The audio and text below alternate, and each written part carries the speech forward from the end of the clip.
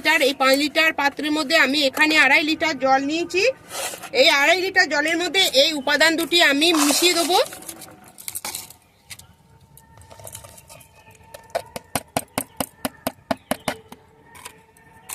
এবার তৃতীয় যে উপাদানটি হলো বন্ধুরা, সেটা হচ্ছে চা পাতা। দেখুন এখানে আপনারা ব্যবহার করা চা পাতাও নিতে পারেন, আবার ব্যবহার না করা চা পাতাও নিতে পারেন।